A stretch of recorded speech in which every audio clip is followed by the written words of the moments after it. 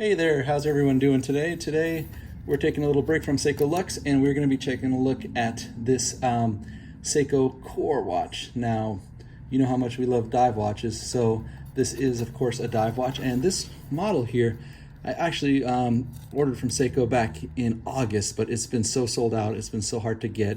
This, as you can see here, is the SRPG59 Seiko Prospex, and it is part of the Tuna family, so I'm excited to take a look at this. This one's got the light blue, whitish face. Let's take a look.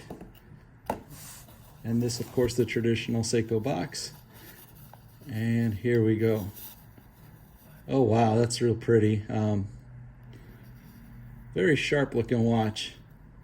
Definitely a great unisex watch because of the light colors on it, and the case doesn't look too big at all either. So really nice watch here, and you can see that standard Tuna look to it there.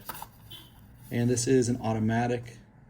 So this watch here is a special edition, and it's part of the Save the Ocean series. And there, if you look at it, I'm trying to show it to you guys on the dial there. There's little tiny footprints. Yep, little tiny footprints. Those are supposed to be penguin footprints on the dial. So that's a neat little addition here to the special edition Seiko watch, and that's pretty cool.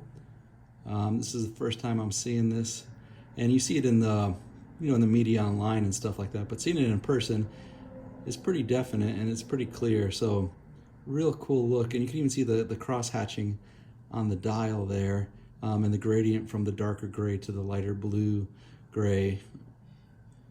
Just overall real sharp looking watch.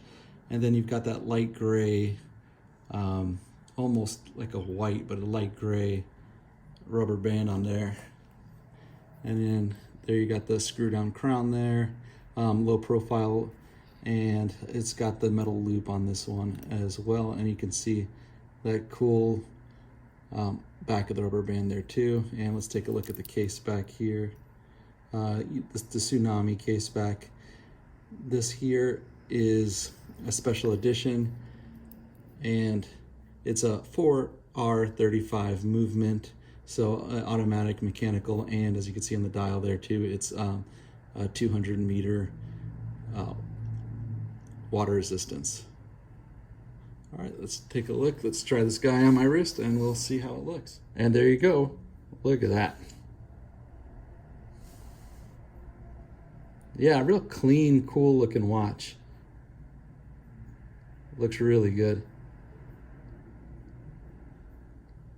My wrist is a 7.5 inch wrist, and the watch is 44 millimeter. So here, looking at my wrist, it's hard to believe it's 44, but that's just the way the Tunas are. They really kind of are a cool tool watch that fit around your wrist really well. It feels a lot smaller. Like if I didn't look at the numbers of 44 millimeters, I wouldn't believe it's 44 millimeters. It really feels more like maybe a 40 millimeter watch when you're wearing it. It's got a nice low profile, you can see there. Just this is a neat addition. Seiko's really been knocking it out of the park, and there you go. You can see those little footprints again. You know, you don't see it all the time, but when you get in that certain angle, you see it. And I'm kind of glad, because I thought when I saw the photos, oh man, you're gonna see those footprints, it's gonna kind of bother you on the dial. But no, these are really subtle, really cool. All right, here we go. Here we can see it in the dark. Fantastic lume on this watch, like most Seiko dive watches. Look at how all those glow. And then right there, you got the little pip on the top of the bezel there. So at the 12 o'clock position, you can rotate it, you know, for timing down. I'd like to thank you guys for taking the time to check out the video. This was an exciting one. This just came in the mail finally for a while. Please like and subscribe. Thank you. Bye.